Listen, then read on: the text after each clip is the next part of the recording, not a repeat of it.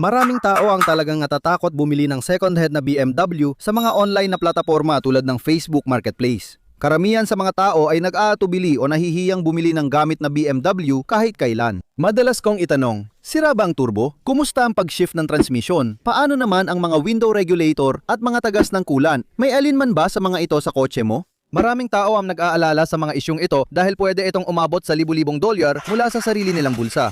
Based sa aking karanasan, may 5 BMW sa second-hand market mula dekada 80 hanggang kasalukuyan na talagang sulit ang panganib. Abot kaya sila, simple, madaling alagaan at maasahan. Tara na, simulan natin. Maikli ang buhay para magmaneho ng boring na kotse. Bilang may-ari ng ilang second-hand BMW, di pa ako bumibili ng bago. Pero lagi kong sinusuri ang makina, transmission, air ride suspension at mga problema sa electronics. Nag-alala ko kaya nag-research ako sa ganitong makina at drivetrain. Kaya naging masama ang reputasyon ng BMW. Minsan may bumibili ng maling kotse tapos kinamumuhian na nila ang buong brand. Pero may magagandang makina, gearbox at kahanga-hangang kotse rin. Simulan na natin sa unang modelo. Nagkaroon na ako ng mga ito at gustong-gusto ko sila. Ito ang BMW E46 3 Series na ginawa mula 1,900 at 99 hanggang 2,006. Isa iyan sa pinakamatanda at pinakasimpleng henerasyon ng BMW na papalitan na. Marami ang naniniwala na sapat na itong moderno kaya makakakuha ka pa rin ng pyesa, mga pamalit na bahagi at madali pa rin ang maintenance nito. Wala tayong turbo at mahal natin ang naturally aspirated na makina. Wala ring direct injection at pwedeng manual o automatic. Dalawang makina ang pagpipilian dito at may isa akong paborito. Ang M52TU ay isa sa mga makina. Isa itong inline 6-cylinder na makina. Talagang matibay ito. Pero sa totoo lang, ang pinakamatibay na makina ay ang M54 at tumakbo ito mula 2,000 hanggang 2,006. Talagang maaasahan at matibay. Simple at matibay, agapan mo lang ang anumang problema sa kulan. Napakatibay ng makinang yon. Sa E46 BMW, may dalawang pagpipili ang transmisyon. Pwede kang kumuha ng 5-speed automatic na ZF, matibay ito, pero kailangan ng regular na service para iwas problema. Meron ding ZF o Getrag na 5-speed na transmission na paborito ko. Gusto ko talaga ang paggamit ng manual na gearbox. Lagi ikaw ang magpalit ng gear, lalo na sa mga lumang BMW. Ibinibigay nito ang pinakatunay at pinakamahusay na karanasan sa pagmamaneho na maaari mo maisip. Maganda rito, abot kaya at matibay ang mga ito. May mga halimbawa mula 5,000 hanggang humigit kumulang 10,000 dolyar na US at ang malilinis na may tamang kilometrahe ay nasa 10,000 dolyar. Hindi na ganun kalaki ang pera dahil kahit 2012 o 2013 na Honda Civic, halos ganun din ang presyo. Ano bang hindi mo mamahalin sa second-hand na BMW? Natibay Toyota o Honda? Wala ka rin namang ikainis doon. Ilang bagay na talagang nagustuhan ko sa aking E46. Napaka DIY friendly ng engine bay nito. Pwede kang pumasok doon at halos lahat ng kailangan mong ayusin ay kaya mong gawin gamit lang ang sarili mong mga tools sa bahay.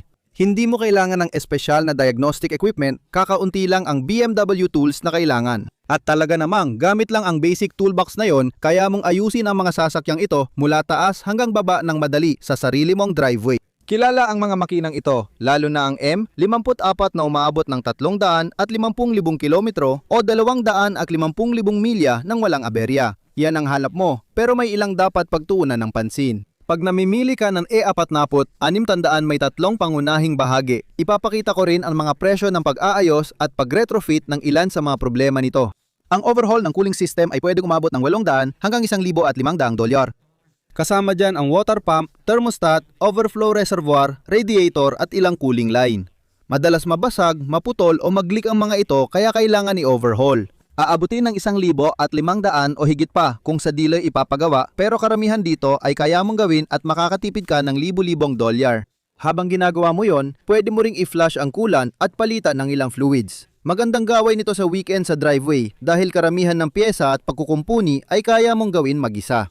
Ang VANO system ng BMW na variable valve timing ay maaaring kailanganin ng resealing o pagkumpuni na nagkakahalaga ng 1,000 hanggang 1,500 dolyar. Madalas itong mangyari at agad mong mapapansin pag may problema. Maaring mahina ang throttle response o mawalan ng lakas sa mataas na RPM. Mararamdaman mong may problema sa pantakbo, parang nawala ang dating sigla. Posibleng may issue na ang VANO system mo. Maaring umabot sa 1,200, 1,500 dolyar ang gastos lalo na kung sa dealer ipapagawa. At isa sa mga pinakakaraniwang issue na madalas makita ng marami sa E46 ay ang mga bitak sa rear subframe. Maraming nag-uusap tungkol dito, lalo na sa mga lugar na kalawangin ng paligid, maraming asin sa kalsada o mabigat ang paggamit sa truck. Minsan, kilala ring nabibitak ang rear subframe. Kung yan ang problema, medyo mas matrabaho ito dahil kailangan mong maghanap ng tao na magwe-welding, kunin mo ang paborito mong welder. Maaring gumastos ka ng pera para ipaayos ito sa pamamagitan ng welding. Bukod dyan, mainam magpa-inspeksyon bago bumili. Tingnan kung tumutulo ang kulan, kompleto ang service history at maayos ang takbo. Pwedeng kasama rito ang vanos issues kaya magpa-inspeksyon ka. Patiyakin na ang TPI ay gawin ng paboritong mekaniko mo para makita ang mga bitak sa rear subframe. Kung walang aberya, ang E46 ay legendary at may ilan sa mga pinakamatitibay at pinakamatagal ang buhay na makina. Ang pangalawang modelo ay mula sa isang henerasyon, isa sa mga personal kong paborito na tumakbo mula 1,900 at 97 hanggang mga 2,003. At kahit ang M5 mula sa henerasyong yon ay kumakatawan sa isa sa pinaka-authentic na karanasan sa pagmamaneho, may angel eyes, kidney grills at talagang ginawa na parang tangke, halos sobra pa sa tibay. Marami ang nagsasabing ang E39 na BMW ay isa sa pinakamatatag at pinakamahusay na nagawang BMW sa modernong kasaysayan. Hindi naman pinakamatatag ang M5 pero masaya itong imaneho, mataas ang RPM at maganda ang makina. Pero para sa pinakamataas na tibay at pinakamababang panganib sa merkado ng second-hand na sasakyan, kung titingin ka sa Facebook Marketplace at iba pa, may ilang makina na dapat tingnan. Ang M52 ang unang makina. Pinakamaganda ang M54 na natalakay na natin sa 3 Series at sumabay sa modelong yon. Dalawang transmisyon ang meron tayo. 5 bilis na ZF automatic na nagkakaproblema kapag napabayaan o inabuso at 5 bilis na manual gearbox na paborito ko at sobrang tibay. At ang maayos at inalagaan na E39 na yung 2026 ay maglalaro mula humigit kumulang $8,000 hanggang $12,000. Tandaan, mas mababa ang tinakbo, mas maganda ang condition at records, mas mababa ang panganib. Karamihan sa mga may-ari ay pinahahalagahan ng E39 dahil mas makinis, tahimik at solid ang pagkakagawa kaysa E46 na 3 series. Ang mga makina nito ay hindi masyadong pinipilit kaya tumatagal talaga. Hindi sila nagtatrabaho ng sobrang hirap tulad ng maraming makabagong makina ngayon. Ngayon, karamihan ay gumagamit ng 2 litro turbo engine na sobrang piga, overstressed, direct injected, madaling kapitan ng carbon at hindi talaga ginawa para tumagal gaya ng mga mas lumang makinang ito. Habang tumatanda ang kahit anong bagay, nagkakasira ito gaya ng thermostat at water pump sa cooling system. Naranasan ko rin gawin ito sa sarili kong sasakyan. Pero alam mo ba, pwede mong asahan na papalitan mo ang ilan sa mga piyesa na yan, mga cooling line at ilang bahagi ng T-stat na abot ng mga $2,000 para halos ma-overhaul mo ang cooling system mo at mabigyan ito ng magandang flush. Tagas ng langis, may gasket sa bawat parte. Pwede kang gumastos ng $500 hanggang $2,000. Kaya napaka-importante talaga na siguraduhin mong magpa-pre-purchase inspection ka ng maayos, tingnan kung may tagas ng langis mula sa cam housing, valve cover gasket at marami pang ibang parte na posibleng tumagas ang langis. Magpa-pre-purchase inspection ka ng maayos at ibig sabihin nito, mas kaunti ang gagastusin mo. Kung sakaling magkaroon ka ng problema sa ZF automatic transmission, asahan mong gagastos ka ng $3 hanggang $5,000 para maayos yon. Kung sakaling magkaroon ka ng transmission failure o alam mong yung bibilhin mo ay may slip o malalang problema, siguraduhin mong i-negotiate mo yung $3, $4 o $5,000 na yan sa presyo. Kung mataas ang hiningi nila tulad ng 10,000 para sa magandang kotse, sabihin mo, aabutin ako ng $3 o $4,000 para ipayos yan. Kung sira na ang transmission, maaring mabili mo ang kotse ng $5,000 o $6,000 pero alam mong kailangan mo pa itong ayusin. Bago mo mamalayan, meron ka ng maayos na transmission at kotse na wala pang $10,000. Talagang napakagandang halimbawa ng BMW. Isa sa mga personal kong paborito ay ang E39. Ngayon, pangatlo ito sa mga paborito ko at siguro pinakabagong henerasyon ng simpleng BMW. Ginagamit ito ang ilan sa pinakamahusay na naturally aspirated na mga drivetrain. Sa kasamaang palad, ang henerasyon ng E90 ay may ilan ding problematic na makina tulad ng N54 at ang paglipat sa N55. Doon talaga nagumpisa ang mga problema sa turbo at panganib ng ilang problematic na makina. Hindi mauubos ang mga sasakyang may N54. Tingnan mo ang mga 335 sa social media at ibang platform. Pwede i-tune pero mahal ang ayos at maintenance nito. Kung gusto mo ng matibay at pangmatagalang BMW sa E90 generation, iwasan ang mga turbo engine. Pumili ng maasahang naturally aspirated inline 6-cylinder na makina, ayos na. Kung bibili ka ng E90, hanapin mo yung mga modelong 2006 hanggang mga 2011 at mangatili ka lang sa N52 na makina. Ibig sabihin, walang turbo yon. Parang lumang makina na ginawa para tumagal ng 300,000 milya. Ang maganda sa E90, umangat ka na at may dagdag kang gear. Tama yan. Matibay ang 6-speed ZF automatic transmission at di kailangan palitan ng fluid. Siguraduhin na serbisyo at maayos ang takbo bago mag-test drive. Paborito ko ngayon ang 6 na bilis na manual gearbox. Diyan ako mas pabor. At sa E90, ang personal kong paborito ay ang 330 o 328 na BMW na may manual transmission. Hindi sila mapipigilan. Siguraduhin mo lang na wala silang malalaking tagas, pareho sa coolant at langis. Pagkatapos, meron ka ng sasakyan na ginawa para tumagal ng matagal na panahon. Ang maganda pa, mura lang ang mga ito. Napakamura. 5,000 labing $1,000 para sa karaniwang BMW E90. Ulitin ko, iwasan mo ang mga 335 at turbo. Sa NA engines ka lang at ayos ka na. Laging may mga karaniwang tagas gaya ng sa valve cover, oil filter housing at pan-gasket. Kahit anong sasakyan pa, BMW man o Honda Toyota, pwedeng tumagas ang mga ito. Pakita mo sa akin ang 10 taong gulang na Toyota na walang oil leak, ipapakita ko sa iyo $25 milyong. Sana nga, kung may tagas sa valve cover at gasket, maaaring gumastos ng hanggang $1,000 sa oil filter housing, nasa $380.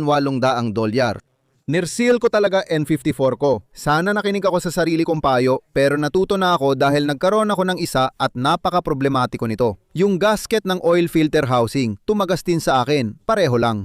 Buti na lang ako mismo ang nag-retrofit kaya malaki ang natipid ko. Isa sa malaking problema ng henerasyong E90 ay ang paggamit ng electric water pump na siguradong nasisira. Karamihan sa mga sasakyan ay umaabot lang ng 50 hanggang 60,000 milya bago kailangan palitan ng water pump. Hindi nila kinakaya ang init at dagdag na pagkasira kaya madali silang masira. Nasa ilalim pa ng makina ang water pump kaya kailangan pang i-jack up ang sasakyan kaya malaking trabaho ito. Kung balak mong mag-retrofit ng water pump, siguraduhin mong palitan mo na rin ang thermostat. Sabay mo na dahil magkasama naman silang nakakabit at makakatipid ka ng malaking halaga. Asahan mong gagastos ka ng kahit saan mula $1,000 hanggang $1,500 kung ikaw mismo ang gagawa. Kung ipapagawa mo naman sa dealer, maaaring umabot ng $1,500 hanggang $2,500 lalo na sa mga turbo na sasakyan. Iwasan mo ang turbo, piliin mo ang NA at N52, ayos na. Maraming tunay na mahilig sa kotse ang naniniwala na ang E92 na henerasyon ng 3 series BMW ay marahil ang pinakamaaasahang BMW na nagawa basta't hindi turbo ang kukunin mo. Gaya ng lagi kong sinasabi, makakakuha ka ng isa sa pinakamaasahan at modernong BMW. Mas maraming teknolohiya at mas kaunting problema, pero kung walang turbo, tunay na hiyas ang mga ito. Baka gusto mo old school, ayaw na electric water pump, Vano system o turbo, hulaan mo kung ano. Ang pinakamatanda, pinakamatibay at pinakasimpleng BMW ay ang E30 na henerasyon mula dekada 80 1982 hanggang 1994. Mo makikita ang ilan sa mga maliliit na hiyas na yon. Ang M10 na inline 4 o ang M20 na inline 6, pareho silang matitibay na makina. Matibay ang 5-speed manual gearbox pero dahil nadidiskubre na ng marami ang mga kotse na ito, tumataas na ang presyo ng lumang BMW na ito. 8,000 hanggang $25,000 para sa maayos at inayos na BMW E30. Oo, mula pa noong dekada 80 sino mag-aakala? Kalimutan ng M3, mataas ang gastos at maintenance. Halos hindi mo na maaabutan ng presyuhan yan at di mo na rin kailangan. Pumili ka ng 325e o 325is, ilan sa mga ito ang pinakamagagandang kotse. May gusto rin ng 318 dahil mas magaan at mas simple ang 4-cylinder. Basta 5-speed panalo ka na. Parang hiyas ang mga ito at matibay sa araw-araw. Sa second-hand market, ito na ang pinakamurang BMW na makikita mo. Madali rin ayusin ng sarili. Madali silang ayusin pero may mga issue na dulot ng katandaan tulad ng ball joints at bushings. At syempre preno, pati na rin kalawang at corrosion na pwedeng lumitaw dyan. Kaya naman, ang kotse na maayos ang kondisyon, inalagaan ng mabuti, at siguro karamihan ng buhay nito ay ginugol sa timog kung saan tuyo ang klima, ay marahil ang pinakamagandang pagumpisahan. Ang pagpapagawa ng kalawang ay maaring umabot ng $2 hanggang $10,000 para magawa ito ng maayos sa tamang talyer. Ang overhaul ng cooling system ay maaring gumastos ka ng kahit saan mula $500 hanggang mga $1,500. At ang overhaul ng suspension ay maaring umabot ng 1,000 hanggang 2,000 siguro. 2,500 kung kailangan mong gawin lahat, pati na rin ang preno sabay-sabay. Gustong gusto ko talaga ang E30 noon pa man. May mga kaibigan din ako na nagkaroon yan. Hindi pa ako mismo nagkaroon yan, pero may kaibigan ako may 325e at isa pa na may 325IS. Pareho silang maganda, mas malakas lang ng konti ang hatak ng E. Maganda siyang imaneho, pero mas malakas ang hatak ng IS sa mataas na RPM. Mas sporty at performance din ang experience. Sa kahit anong E30, hindi ka magkakamali. Siguraduhin lang na walang kalawang at maayos ang pag-aalaga. Ang panglima ay bagong modelo. Maraming pinag-uusapan ang G-Series. Sa tingin ko, medyo mahal sila. Maasahan sila dahil sa B48 at B58, pero isasama ko rin ang mas naunang mga modelo. Laktawan ang G-Series. Sobrang mahal nila, lalo na kung naghahanap ka ng luma o gamit na sa Facebook Marketplace. Pag-usapan natin ang F-Series bilang sikat na plataforma, pero laktawan mo ang N20 at mga unang henerasyon ng turbo na 4 na silindro basura. May problema sa timing chain, guide ramps, tagas ng kulan at water pump. Huwag mo nang pag-aksayahan ng oras. Pumili ka ng mga huling henerasyon na sa wakas ay nagpakilala ng B48 sa mga huling modelo ng F-Series BMWs. Kaya ang F30 na tumakbo mula 2012 hanggang 2018 ay isang mahusay na modernong BMW. Marami ang nagsasabi na ito ang pinakamaaasahang modernong BMW. Ang pinakamagagandang makina ay ang B48. Syempre, yon ang 4-cylinder. Marami ring nagsasabi na ang B58 turbo inline 6-cylinder engine ay tunay na hiyas pero mas magastos itong makuha. Ang tanging drawback sa F-Series, hindi mo na makukuha ang manual gearbox. Tama yon. Eksklusibo na lang itong ZF 8-speed automatic transmission. Ngayon, ang magandang balita ay, ang mga yon ay ilan sa mga pinakamaaasahang automatic transmission na nakita ng BMW at ng buong industriya. Pinipredict nito ang mga galaw mo, naiintindihan nito kung paano mo gustong magmaneho, inaangkop nito sa estilo mo ng pagmamaneho. Totoong maaasahan nito. Maayay din ang pagkakadisenyo nito. Maliit, compact, malakas, tayong tumanggap na mataas na torque at isa sa mga hiya sa sektor ng sasakyan. Para sa mga F30, aabot sa $12,000 ang gastos para sa mababang tinakbo at maayos na kalidad na unit. Timing chains, malaking issue. Sa N20 mga unang henerasyon, pwedeng gumastos ng libo-libo dolyar. Maaaring magastos ka ng buong makina. Kapag napabayaan mo ito, magsisimula itong kumalampag at maaaring lumaktaw ng ngipin at masira mo ng tuluyan ng makina. Kaya mag-ingat ka. Ang mga N20 hindi ko irerekomenda. Isa itong makina na masasabi kong iwasan mo. Kung bibili ka ng isa, tandaan mo lang na dapat mong asahan ang malaking gastos sa pagpapagawa para maagapan ang problemang yon. Problema sa cooling system, palaging usapan sa BMW ang tungkol sa water pumps, thermostat, radiator at mga cooling line na makakakabit. Dapat asahan mong gagastos ng 1,000 hanggang 2,000 dolyar para ipaayos ang nagsisimulang tagas. Ngayon, may problema ka pa. Turbocharger, 1,500 hanggang 3,500 dolyar na ang usapan dahil turbo na ito. Mas matibay ang mga luma at subok na sasakyan kaysa sa mga ito. N90 ang pinakamaasahan lalo na kung N52 ang makina. Kung gusto mo ng bagong BMW, ito rin ang isa sa pinakamaasahan. Pero tandaan, posibleng magkaproblema ang mga turbo. Ang wastegate rattle at anumang may kinalaman sa turbo ay talagang magdadagdag ng komplikasyon. Ang direct fuel injection, syempre, maaring magdulot ng iba pang problema tulad ng carbon fouling, dagdag na maintenance tuwing 50,000 hanggang 60,000 milya para maglinis ng carbon fouling, pati na rin ang walnut blasting. Mas mataas ang maintenance ng mga ito. Isa pa rin sila sa pinakamaasahang late model na BMW na pwede mong makuha pero may kapalit na presyo. Mas mahal silang bilhin at i-maintain. Hindi sila perpekto. Maging tapat tayo, may perpekto pa ba ngayon? Kaya magbabahagi ako ng isa pang video tungkol sa ilan sa mga pinakamasamang BMW na dapat mong iwasan na parang salot. Kung namimili ka sa Facebook Marketplace o kahit saan online o kahit sa lokal mong dealership, tatalakayin ko yan sa isa pang video. Pero sa ngayon, ayan ang mga pinakamahusay na BMW. Kung naghahanap ka ng brand new, siguradong magugustuhan mo yan. At bakit nga ba mura ang mga second hand na BMW? Talagang tinalakay ko ng mabuti ang usaping yan. Magugustuhan mo ang video na yon. Sana magkita tayo ulit mga kaibigan. Magandang araw sa inyo. Mag-uusap ulit tayo. Paalam!